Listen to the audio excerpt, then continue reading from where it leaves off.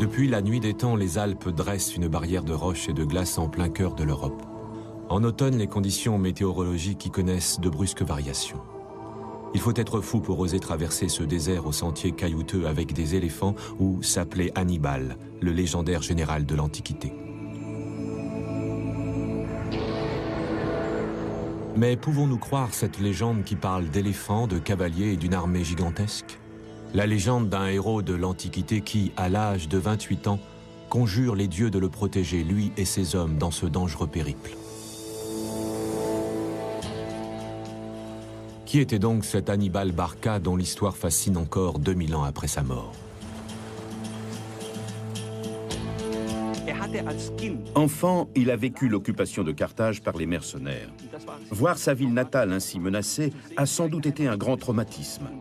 Il ne fallait pas que cela se reproduise à aucun prix.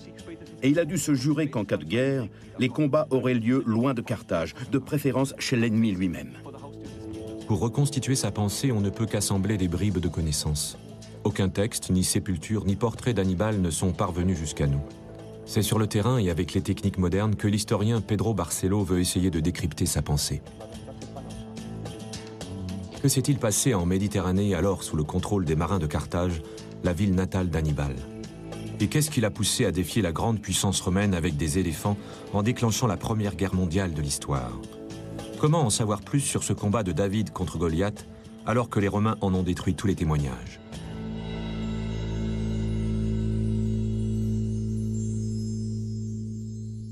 Hannibal représente pour moi le citoyen idéal qui, sans être, disons, pour l'absolu, il est pour la coopération et l'entente.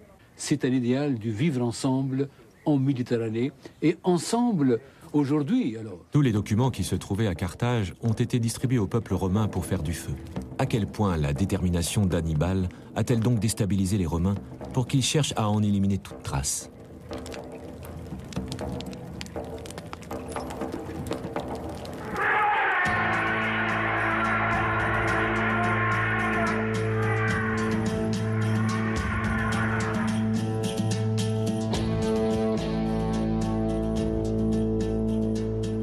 Pedro Barcelo, historien et biographe d'Hannibal, a rendez-vous à la préfecture de police de Barcelone. Avec l'aide d'experts de la police, il va reconstituer le visage du glorieux Carthaginois.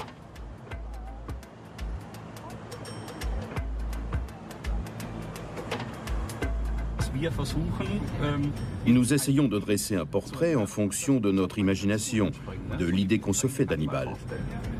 Mais ce n'est qu'une image, une représentation. Comment pouvait donc être le plus illustre des Carthaginois que beaucoup comparent à Alexandre le Grand dans ses stratégies audacieuses? C'est l'un des personnages les plus emblématiques de l'Antiquité, mais le problème, c'est que nous ne savons pas comment il était. La seule description dont nous disposons provient d'un texte de Tite-Live, qui le dépeint comme un homme robuste, un grand guerrier au teint basané et âgé de 26 ou 27 ans. On suppose aussi qu'il s'habillait à la mode hellénique, qu'il portait une barbe courte et avait les cheveux bruns. Les experts extraient d'une base de données les particularités ethniques qui peuvent avoir caractérisé Hannibal. Le portrait qui se dessine sera-t-il plus juste que les multiples statues supposées représenter le Carthaginois? En Afrique du Nord, on continue de lire sur les visages l'histoire des civilisations qui ont dominé la Méditerranée pendant près de 1000 ans dans un brassage cosmopolite des différents peuples.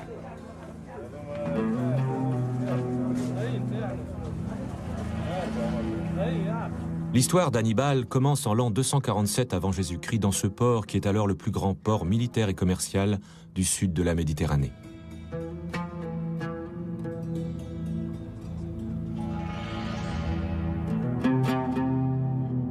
Toutes les routes maritimes entre l'Égypte et l'Espagne ou Athènes et Marseille passent par ici. Lorsque Hannibal naît, le petit comptoir commercial est devenu une métropole fortifiée qui vient de perdre ses possessions dans l'île voisine de Sicile au profit des Romains avides de conquête.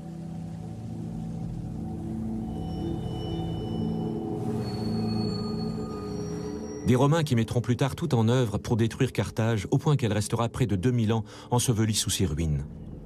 Il a fallu attendre les fouilles d'une équipe internationale d'archéologues dans les faubourgs de Tunis pour faire ressurgir les vestiges de la ville antique.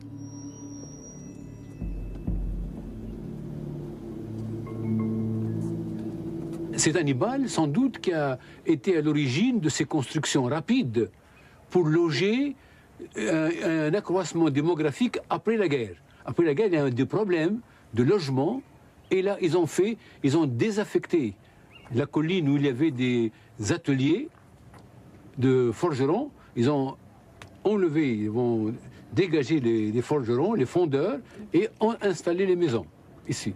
La maison est bien conservée. Sur le sol de la salle de bain, il ne manque aucun morceau de la mosaïque. Les pièces, relativement petites, avaient des murs enduits de crépi. Une famille avec 2 enfants avait ici suffisamment de place. Cette gouttière recueillait l'eau de pluie tombée sur le toit pour la conduire dans une citerne où l'on pourrait encore puiser de l'eau aujourd'hui.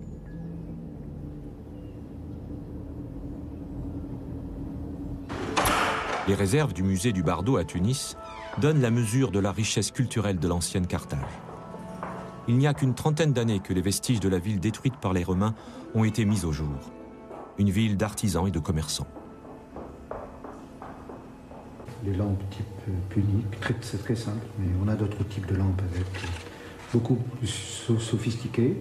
C'est comme ça, donc la vie quotidienne du punique au temps d'Hannibal, c'est fait surtout à base de céramique, de verre.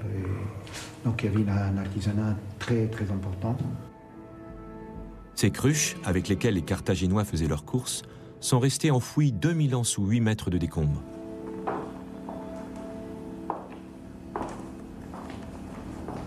Donc c'est un vase en terre cuite pour des bébés, donc.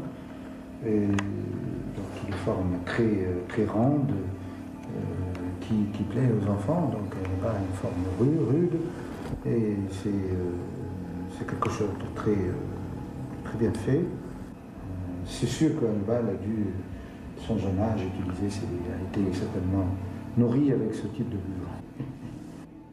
Lorsque Hannibal voit le jour en 247 avant notre ère, Carthage vient de perdre la première guerre punique contre Rome.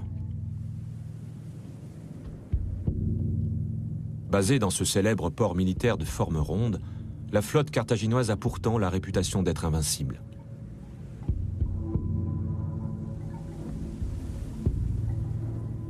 Les Carthaginois ont mis au point une technique de construction inédite.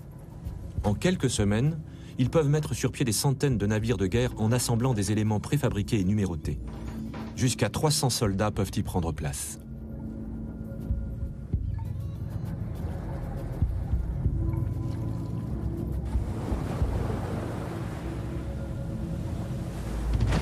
Mais avant la bataille décisive au large des côtes italiennes, les Romains qui disposent d'importants moyens ont renforcé leur armement et copié la technique de construction des Carthaginois.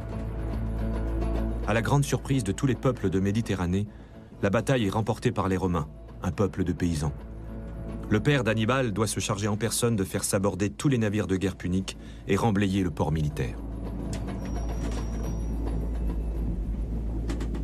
Quand Hannibal a presque 10 ans, la flotte de guerre n'a plus de port de mouillage depuis longtemps. Les vestiges des immenses hangars à bateaux ont été mis au jour il y a quelques années. Le fils de la riche famille des Barca venait peut-être y jouer.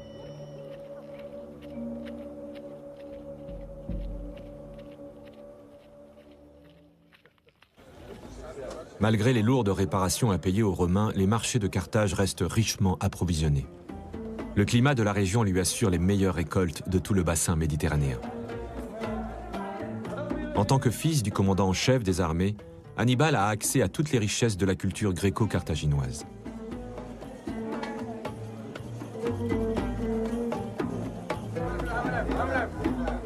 C'est-à-dire qu'il aime bien s'amuser, il aime bien faire des petites choses. L'affaire des éléphants, il savait très bien que c'était l'affaire pour que les éléphants ne pouvaient pas arriver à faire la guerre en Italie, mais c'était une manière de surprendre la population gauloise qui n'ont jamais vu d'éléphants et que par conséquent, c'est une manière aussi de les impressionner, de les perturber et évidemment faire des choses extraordinaires. Et tout chez Hannibal relevait un petit peu de l'extraordinaire.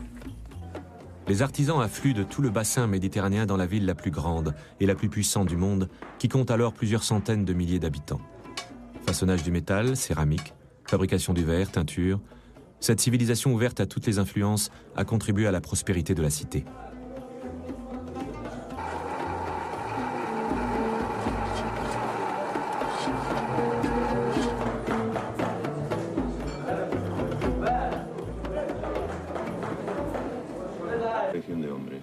La diversité de ces influences peut-elle transparaître sur un visage 2000 ans plus tard?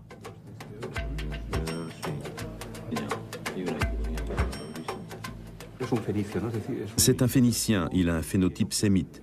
Mais il peut avoir du sang grec, comme c'est souvent le cas dans l'aristocratie carthaginoise. L'assemblage de milliers de signes distinctifs dresse le portrait d'un jeune homme résolu au regard particulièrement perçant. Doit-on y voir un élément du charisme qui distinguait sans aucun doute Hannibal? Les spécialistes sont satisfaits. Voilà le visage qu'il pouvait avoir à 28 ans quand il traverse les Alpes.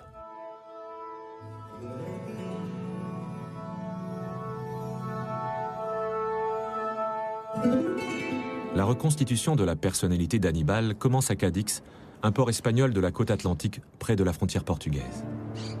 C'est ici qu'il a passé le début de son adolescence.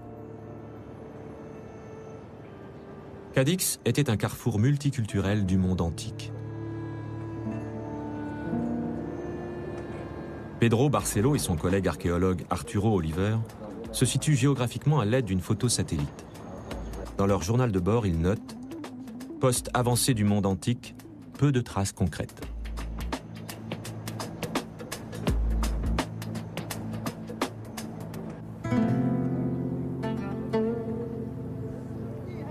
La digue naturelle de Cadix est censée avoir abrité 2 lieux de culte, l'un profane, voué à la prostitution, et l'autre religieux, consacré à Melkart. La ville portuaire reste toujours ouverte sur le monde. Mais pour trouver la trace de la civilisation carthaginoise, il faut aller au musée. Beaucoup trop de peuples sont passés par Cadix.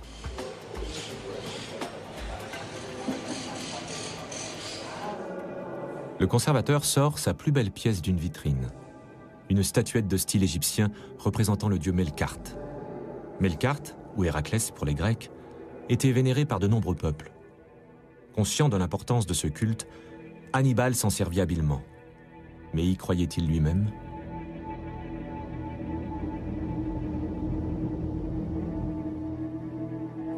Au cours de notre entretien avec le conservateur, nous lui demandons si cette statuette se trouvait déjà dans le temple quand Hannibal était enfant.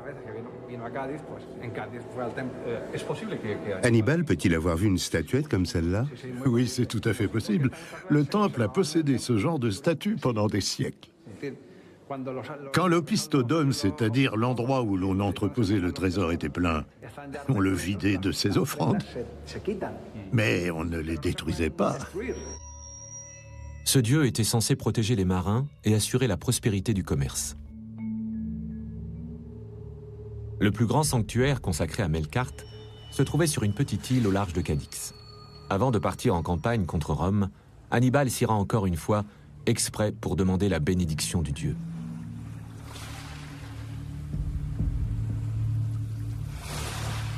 Atteindre l'île exige beaucoup de courage. Il faut franchir les colonnes d'Hercule, 2 énormes rochers qui marquent alors la fin du monde connu.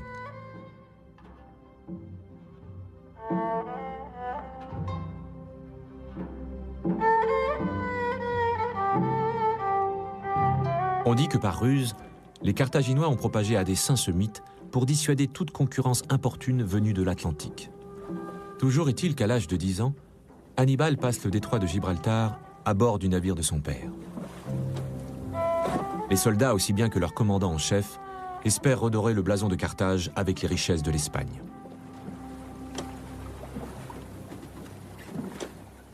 Après tout, ce sont les Carthaginois qui ont apporté l'écriture à ce peuple encore illettré. Ils ont aussi frappé des pièces d'argent pour leurs mercenaires afin qu'ils aient un moyen d'échange au cours de leur voyage. Le symbole du cheval ailé signale à tout un chacun que la teneur en argent de cette pièce est garantie par les Carthaginois. Les voyageurs peuvent ainsi se déplacer avec peu de bagages, même là où l'économie de troc prédomine. Mais ces marins ne se doutent pas encore qu'ils vont devoir déployer toutes leurs ressources pour traverser des cols enneigés.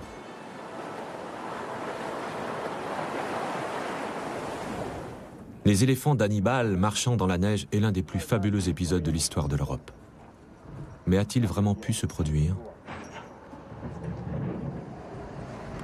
Somalie et Mozambique, deux éléphantes d'Afrique, vont participer à une expérience. Des yaks les attendent dans un alpage. Ils sont très proches des bœufs d'il y a 2000 ans. Hannibal devait en emmener des troupeaux entiers. Comment s'entendent-ils avec des éléphants?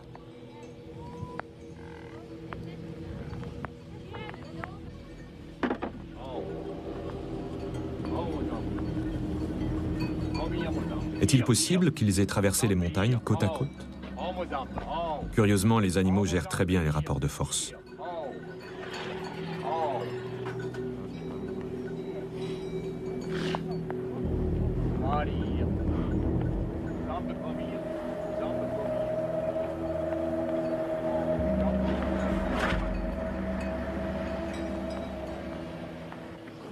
Et finalement, les éléphantes se sentent ici comme chez eux.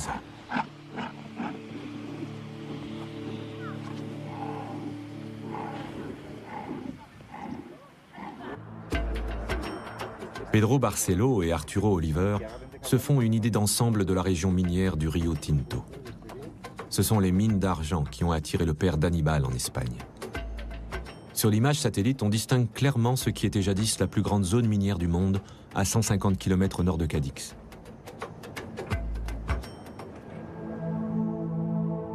Certains de ces gisements étaient encore en exploitation il y a peu de temps. Pendant près de 3000 ans, on a extrait ici tous les métaux que le monde antique savait travailler. Argent et or, mais aussi étain, plomb, cuivre et fer. Hannibal a certainement fait plusieurs fois 4 jours de route pour venir ici de Cadix en compagnie de son père, car ces mines étaient la clé d'une indépendance durable pour Carthage.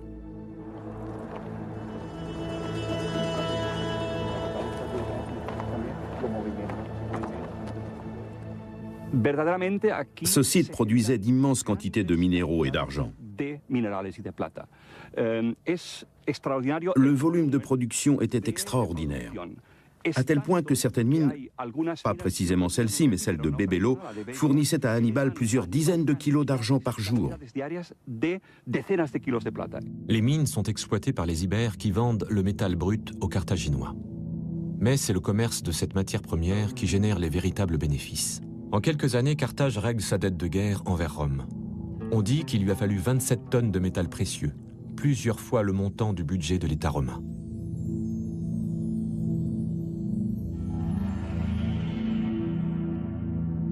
Ces bijoux en or ornaient autrefois la toilette des Carthaginoises de Cadix. Cette pièce d'argent à l'effigie d'Héraclès a probablement appartenu à un soldat. De telles richesses suscitent la convoitise. La guerre entre Carthage et Rome tient évidemment à une volonté politique de domination et de suprématie. Mais derrière cette volonté politique, il y a des raisons économiques. Et l'objectif est très clair, prendre le contrôle de la production minière hispanique. Sur 600 km de long, la route de l'argent desservait d'autres mines tout au long de la côte est de la péninsule ibérique. En quelques années, Hamilcar, le père d'Hannibal, aidé de son gendre Hasdrubal, fait du sud de l'Espagne une zone de commerce sûre. Il lui faut ensuite établir une tête de pont à l'est, le port de Carthagène.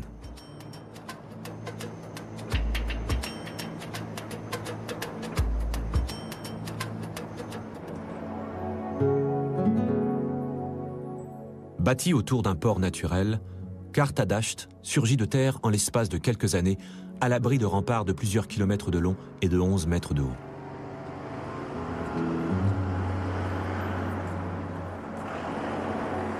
Les vestiges de cet édifice n'ont été découverts que très récemment.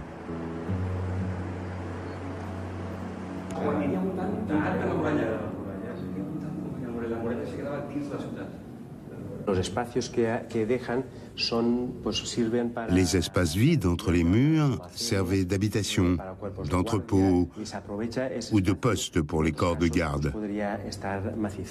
On en tire parti au lieu de les combler. En revanche, en situation d'urgence, en cas d'attaque, d'éboulement ou de fragilité de la muraille par exemple, les Carthaginois les comblent de pierres pour renforcer l'enceinte. Ces remparts sont le seul édifice de l'époque d'Hannibal qui subsiste encore en Europe. Hasdrubal, son beau-frère, baptise la cité Carthagène du nom de sa ville natale, Carthage. Hannibal a 16 ans lorsqu'on construit ses murs. À la mort de son beau-frère, il en devient le nouveau propriétaire et s'en sert pour ses préparatifs de guerre.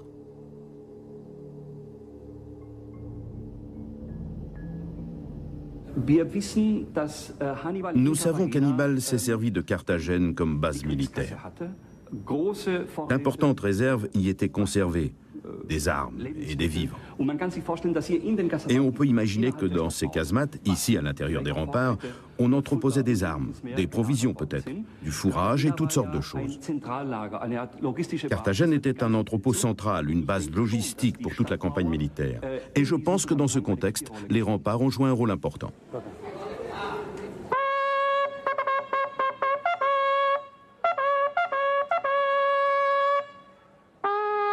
Le conflit entre Romains et Carthaginois trouve aujourd'hui encore un écho dans un festival de reconstitution qui a lieu tous les ans. La naissance de Carthagène scandalise les Romains. Ils redoutent certainement que Carthage retrouve sa puissance économique et politique. Hannibal n'accepte pas la suprématie arrogante de Rome. L'arsenal militaire des Carthaginois comprend à l'époque des éléphants. Ils les font venir des savanes africaines et en font également le commerce. Ces énormes pachydermes sont extrêmement difficiles à diriger. Pour y parvenir, il faut des années de dressage.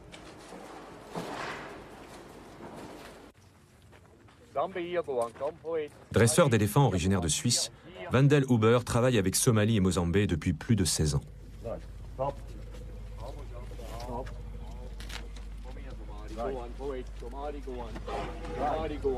Pour le voyage, chacune d'entre elles avait besoin de son propre cornac.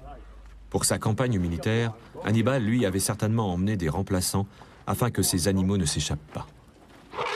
D'autant que la vue de la nourriture les détourne facilement du droit chemin.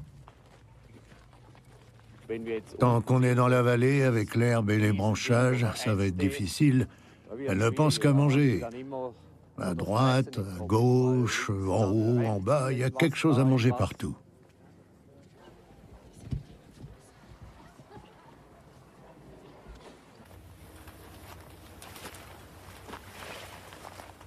Pedro Barcelo recherche le fleuve frontière que les Carthaginois ne devaient pas franchir sur interdiction des Romains. Hasdrubal avait dû accepter ce traité, même s'il n'y avait pas de Romains sur place.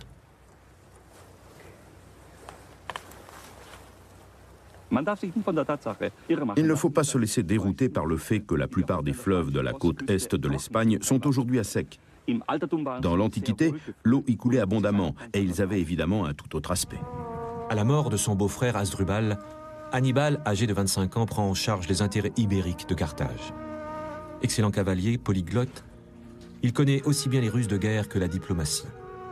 Son rêve est de mettre fin à l'expansion de Rome qui menace Carthage, sa ville natale.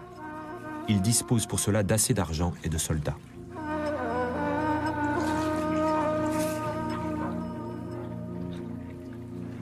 Pedro Barcelo et Arturo Oliver marchent sur les traces d'Hannibal jusqu'à Deta, à 200 km au nord. Réduite en cendres par les Romains, cette cité était florissante à l'époque. Les tessons de poterie gisent ça et là depuis 2000 ans.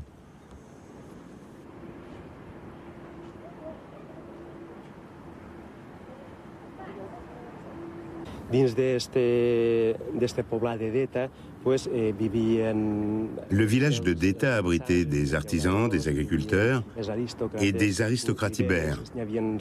Il y avait même des centres de culte. Au cours de fouilles, on y a découvert l'un des plus beaux exemples de l'art ibérique. Les alliés ibériques d'Hannibal vivent confortablement des terres fertiles de la plaine jusqu'au jour où la cité grecque voisine de Sagonte s'allie à Rome. la discorde provoque l'entrée en scène d'Hannibal.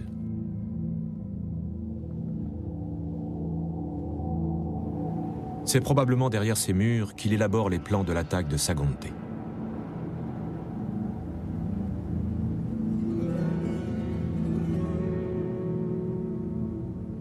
Pedro Barcelo a découvert qu'Hannibal a pris le fils du roi de Deta en otage, une méthode courante à l'époque pour sceller un pacte de défense commune.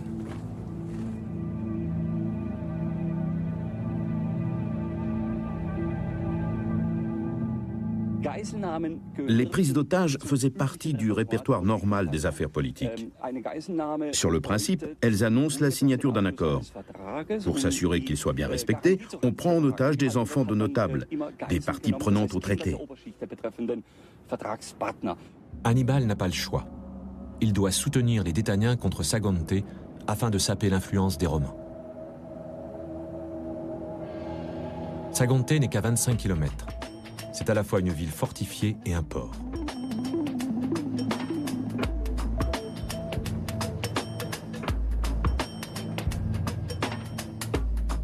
Lorsque Hannibal arrive sur cette colline à la tête d'une armée de plusieurs dizaines de milliers de soldats, il ne se doute pas que le siège va durer presque 9 mois. Pedro Barcelo et Arturo Oliver sont catégoriques. Hannibal a beau avoir assemblé une armée imposante pour une guerre de siège, il manque d'expérience et de matériel. On ne sait pas exactement de quelles armes il dispose, mais il a forcément des chevaux et des frondes.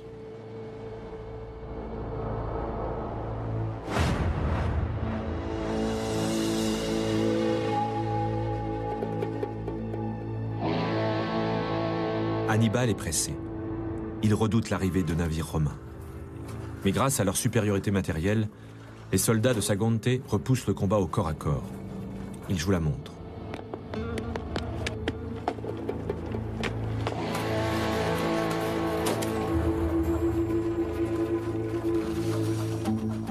Selon certaines légendes, Hannibal aurait même eu le temps d'avoir un enfant avec la fille d'un prince ibérique.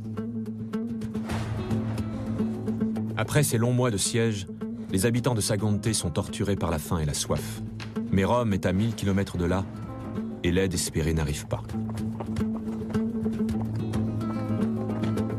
L'assaut de la colline est un carnage sanglant, au cours duquel Hannibal lui-même est blessé. Sa persévérance et ses talents de meneur d'hommes ont cependant triomphé.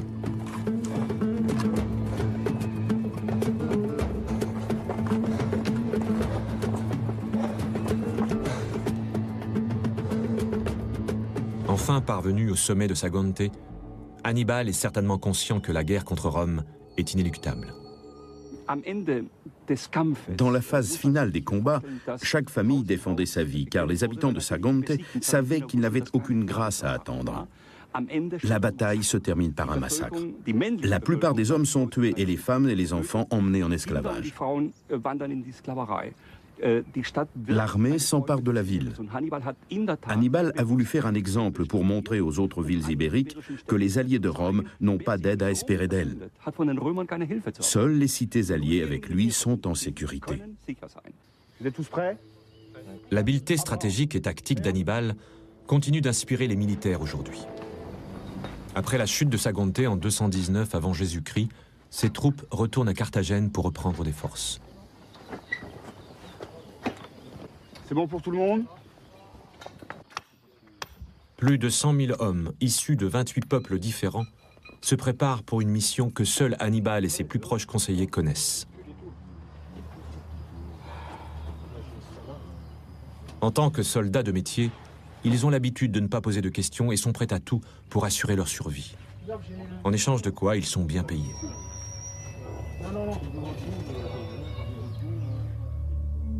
La seule armure de cette époque a été découverte dans la tombe d'un officier carthaginois et n'a certainement jamais été portée au combat. La tête de Méduse était censée pétrifier l'ennemi de son regard maléfique. On ne saura jamais si l'officier qui la portait croyait en son effet.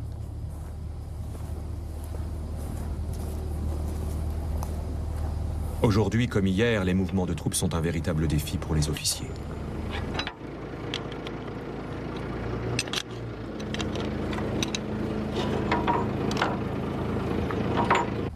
rapport à ce qui pouvait exister du temps d'Hannibal, on a quand même, vous le savez, un petit peu évolué en normes de confort. Et aujourd'hui, même les militaires, quand ils doivent durer 4 mois, 6 mois, voire plus longtemps, installent des installations pour leur confort. Il faut un minimum de confort, en tout cas. Les équipements de pointe dont dispose Hannibal sont des éléphants qui servent de chars d'assaut, des frondes maniées par des soldats de Majorque et une cavalerie prompte à l'attaque. Les chevaux devaient être soigneusement entraînés. Savoir faire demi-tour en un clin d'œil était une question de survie en plein combat.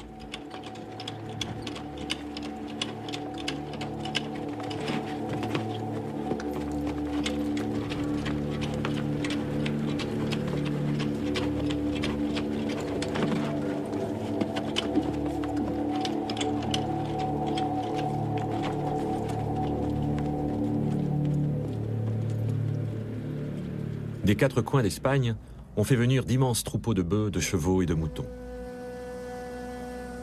Ils vont servir à la fois de moyens de transport, de nourriture et de matières premières pour la confection de vêtements chauds dans les montagnes.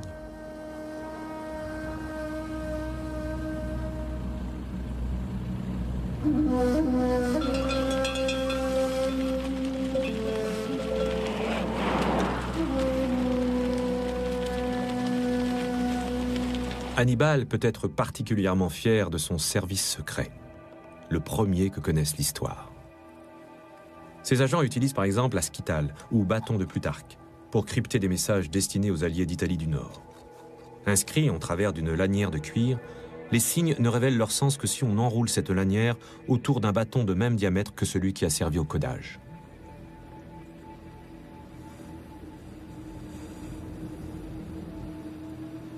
Grâce à des informateurs infiltrés jusque dans les hautes sphères du pouvoir romain, Hannibal est au courant de tout.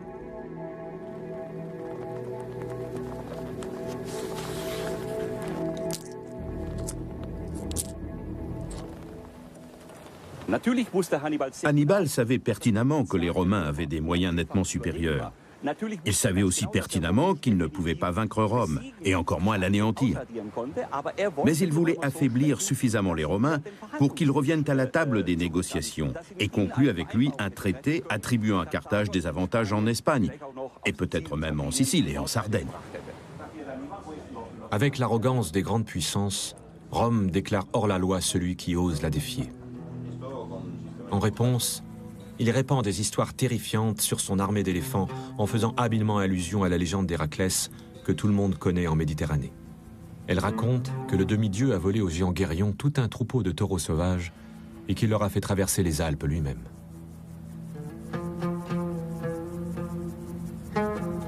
Hannibal veut surpasser l'exploit du prodigieux Héraclès. C'est le message qu'il fait passer à ses alliés potentiels et qui se propage comme une traînée de poudre. Pour Hannibal, les bœufs ne sont sans doute qu'une simple réserve de nourriture.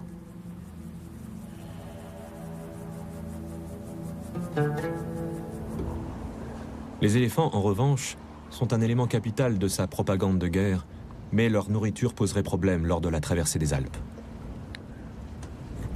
Un éléphant a besoin de 80 kg de foin par jour, soit 4 bottes.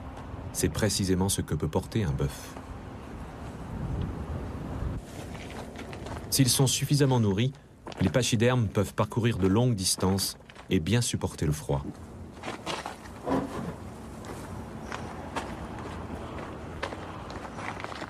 Mes 2 éléphants sont en Europe depuis 18 ans. Ils ont eu le temps de s'acclimater. En Afrique, il fait très chaud dans la journée. Et la nuit, les températures tombent parfois au-dessous de 0. Ils se sont aussi habitués à ça. Il faut seulement qu'ils se réchauffent dans la journée. Ici, c'est exactement pareil. Je peux les emmener dans la neige, à la glace, mais pas toute la journée. Sinon, ils vont mourir de froid. Pour les animaux, il n'y avait donc pas de problème.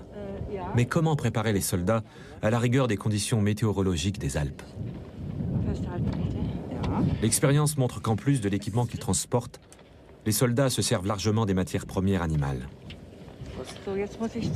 Il suffit juste d'emmener suffisamment de chèvres, de moutons et de bœufs. Pendant les longs mois de marche, on peut en tirer facilement soi-même de la laine, des fourrures et du cuir pour confectionner des vêtements.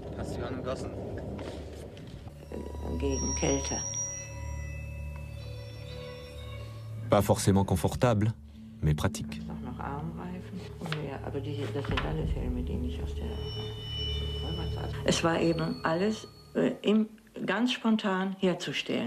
On pouvait tout fabriquer très rapidement.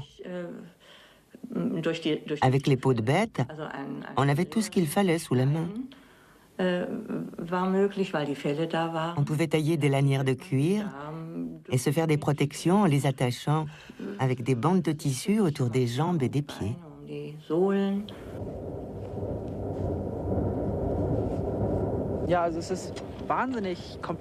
Oui, c'est extrêmement compliqué d'enfiler tout ça. Ça devait prendre un temps fou. Le casque est plus confortable qu'il en a l'air, mais le plastron est trop rigide. Quand je m'accroupis, je ne peux pas descendre plus bas. Il remonte dans le dos et pousse le casque qui me tombe sur les yeux. Il y a au moins 3 mois de marche à effectuer pour atteindre le premier grand obstacle avant les Alpes, la vallée du Rhône.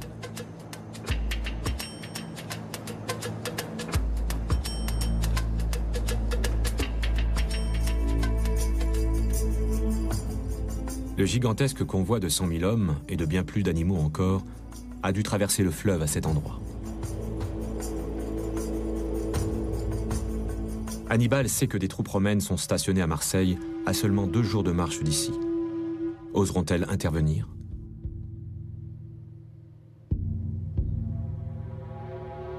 Des îles facilitent la traversée du fleuve. En amont, des manœuvres de diversion sont menées pour tenir les Gaulois hostiles à distance.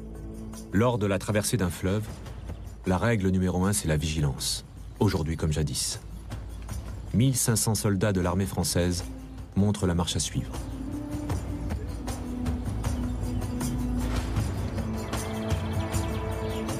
La tête de pont, l'endroit où l'on traverse le fleuve, est extrêmement exposé.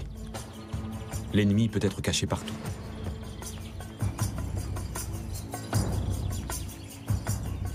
La tactique d'Hannibal est toujours d'actualité. À partir du QG, le général n'envoie que des petits groupes d'hommes vers le fleuve, les autres restent à couvert.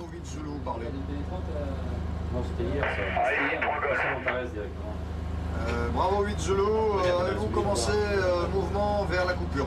Des semaines durant, les soldats d'Hannibal construisent des radeaux tandis que des canots surveillent la rive opposée. Reste la partie la plus délicate. Les radeaux sont mis à l'eau puis amarrés ensemble. Les soldats à bord des radeaux sont naturellement les plus exposés. Mais Hannibal sait motiver et diriger ses troupes. Il est toujours auprès de ses hommes dans les situations périlleuses.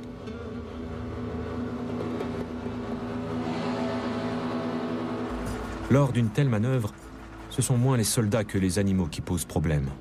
Et surtout les éléphants que le balancement d'un pont panique totalement. De nos jours, on utilise des glissières de sécurité pour que les camions ne tombent pas à l'eau.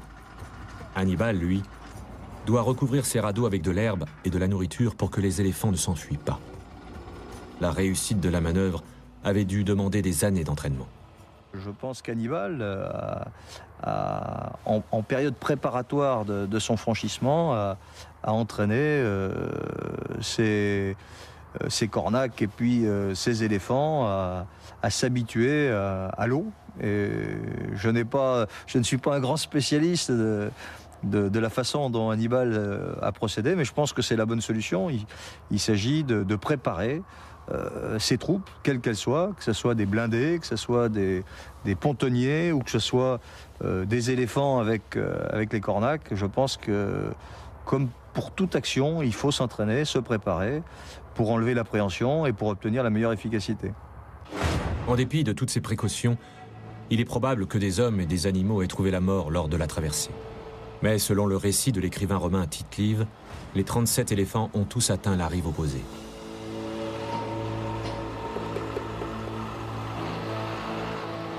Entre le Rhône et l'Italie, il y a 300 km à parcourir en passant par des défilés étroits et des cols de haute altitude.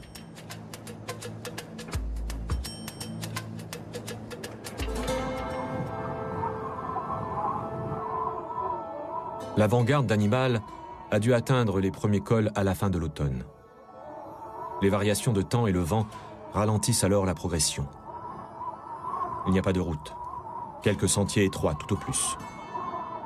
Par mesure de précaution, Hannibal a sans doute prévu des itinéraires de secours. Il ne peut pas prendre le risque d'immobiliser sa colonne longue de presque 100 km. Pour assurer l'approvisionnement de ses troupes en Italie, il lui faut organiser une logistique avec des points de repos et de ravitaillement. Des sympathisants celtes semblent l'avoir aidé dans cette tâche.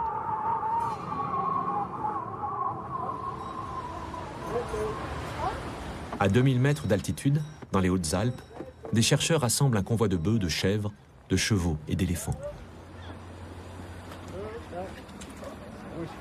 Ils veulent faire eux-mêmes l'expérience de marcher en convoi avec l'équipement d'un soldat carthaginois. 2222 ans, très exactement après le périple d'Hannibal, on se demande toujours si cette aventure est possible.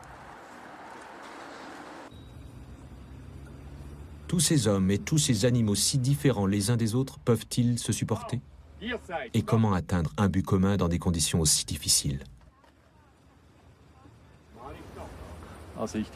Pour faire ça, il faut être fermement convaincu de sa mission.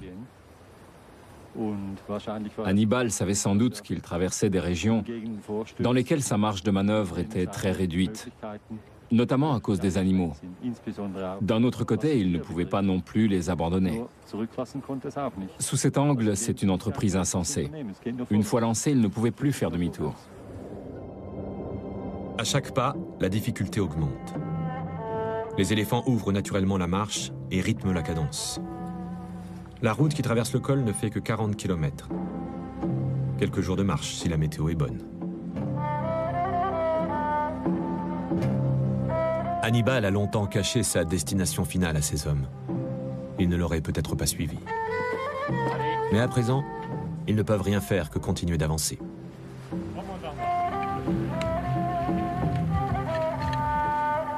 Il ne lui reste plus qu'à franchir le dernier col et mener ses troupes en Italie du Nord.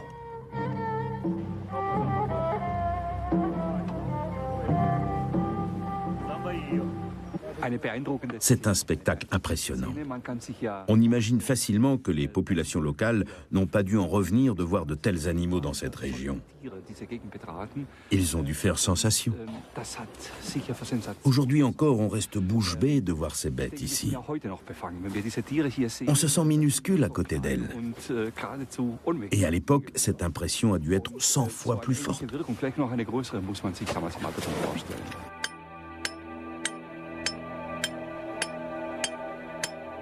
Tout un détachement de soldats spécialisés ouvre la marche. Parmi eux, des forgerons. Ils ont pour tâche de dégager les passages impraticables pour les animaux. Avec des pics et des coins en métal, ils réussissent même à briser de gros rochers.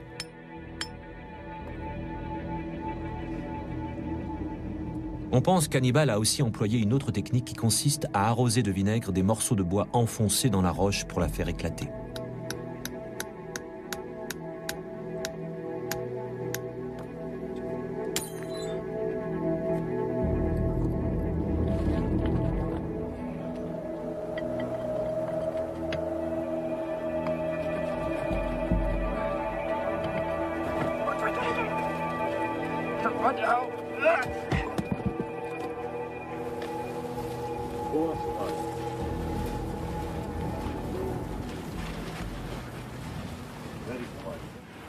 Il faut s'imaginer ces hommes d'une autre culture qui arrivent dans une région totalement inconnue et cherchent un passage. C'est difficile de trouver un chemin qui convienne aux animaux. Ils ont peu de provisions et doivent vivre de ce qu'ils trouvent en cours de route. Et derrière eux, ils laissent non seulement le crottin des animaux, mais aussi de très précieux vestiges. Une équipe bien menée peut relever les défis les plus grands. Les tribus de montagnards hostiles qui craignent pour leurs provisions et espèrent les bonnes grâces de Rome en sont un exemple. Ils profitent de leur connaissance du terrain pour tendre une embuscade à ce si long convoi. Les principales victimes de ces attaques sont surtout les animaux qui se jette dans le précipice sous le coup de la panique.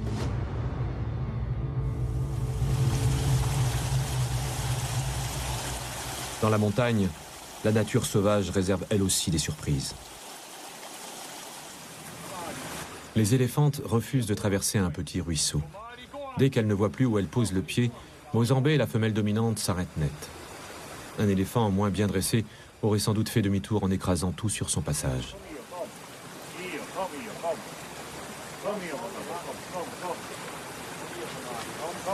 Mais après quelques tentatives, l'éléphante reprend confiance et suit son cornac. Avec sa trompe, elle s'assure qu'il n'y a pas d'obstacle sur son chemin. Près du pont, il y avait un passage très étroit et ça descendait un peu. C'est seulement lorsque son soigneur est passé devant elle qu'elle a repris confiance. Elle ne voulait pas avancer seule. Quant à Somalie, elle suit la femelle dominante. Une fois qu'on connaît les animaux, on sait comment ça marche. Évidemment, il n'y a aucune garantie. Quand ça lui paraît trop dangereux, la femelle dominante n'avance pas. Pour survivre, une armée composée de dizaines de milliers d'hommes et d'animaux a besoin de bons artisans. Hannibal a des dizaines de forgerons à ses côtés. Pour la reconstitution, on ne se sert, comme à l'époque, que des matériaux emportés ou ramassés en cours de route, tels le bois, le cuir ou l'argile. Grâce aux arbres, on peut produire du charbon de bois à tout moment. Avec tous ces outils, un forgeron transporte déjà 25 kilos de matériel.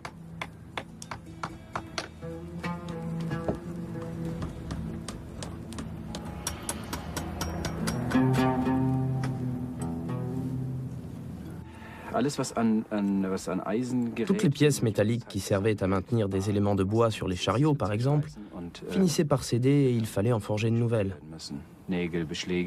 C'est le cas pour les clous, les ferrures et les fers, même si on ne sait pas exactement s'ils ferraient leurs chevaux. Mais si c'était le cas, sur des sentiers caillouteux comme on en trouve ici, les chevaux ou les ânes usent leur fer en l'espace de 2 semaines. Jusqu'à présent, on n'a jamais retrouvé de restes de fer de cette époque. À l'air libre, la rouille ronge totalement le métal en quelques années. L'armée d'Hannibal est composée uniquement de soldats de métier payés avec des pièces d'argent.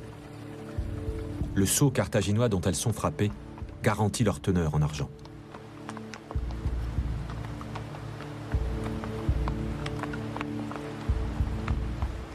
Le trésor qu'Hannibal transporte avec lui est si important que l'Empire romain connut après la guerre une inflation qui entraîna une réforme monétaire.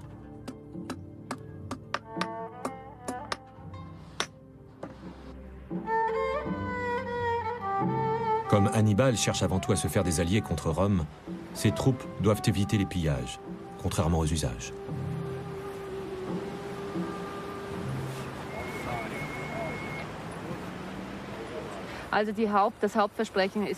Ce qui motive les troupes, c'est la perspective du butin. Une fois une ville conquise, le butin récolté est réparti. Un trésorier se charge de le faire de façon équitable. Chacun doit être récompensé en fonction de son grade. Voici une pièce de 12 drachmes. Nous ne savons pas exactement combien les mercenaires d'Hannibal étaient payés. Mais à cette époque, un soldat recevait grosso modo 2 drachmes par jour. C'est-à-dire qu'avec cette pièce de 12 drachmes, on pouvait payer 6 jours de solde d'un soldat. Les pentes deviennent plus escarpées et la température baisse. Heureusement, le soleil est encore là. Doucement, mais très adroitement, les éléphantes gravissent la montagne. Elles ne s'intéressent pas à ce qui se passe derrière elles. Elles tiennent la cadence des heures durant, tandis que tous les autres doivent s'arrêter régulièrement. Allez.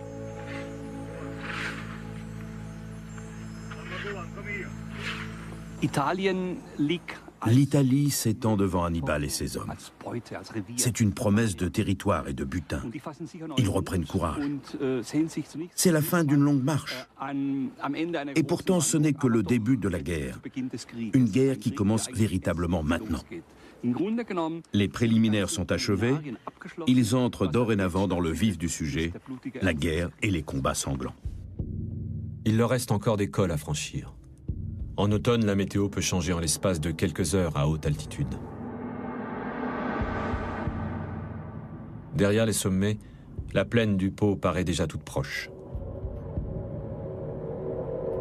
Sur les derniers kilomètres, la traversée des Alpes manque pourtant d'échouer. Une brusque percée de l'hiver rend les sentiers lisses et glissants.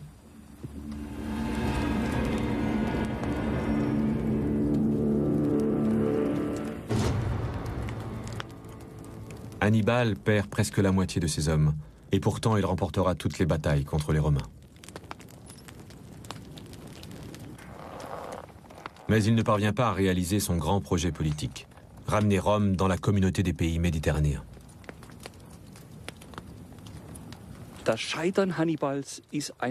L'échec d'Hannibal est dû à la démesure du rapport de force. Rome était trop grande, trop puissante pour être assujettie. Il s'est fixé une tâche qui n'était pas réalisable. Il a vu trop grand, il a failli. Et c'est précisément cela qui fascine chez Hannibal. Il est resté dans les mémoires, même s'il a échoué.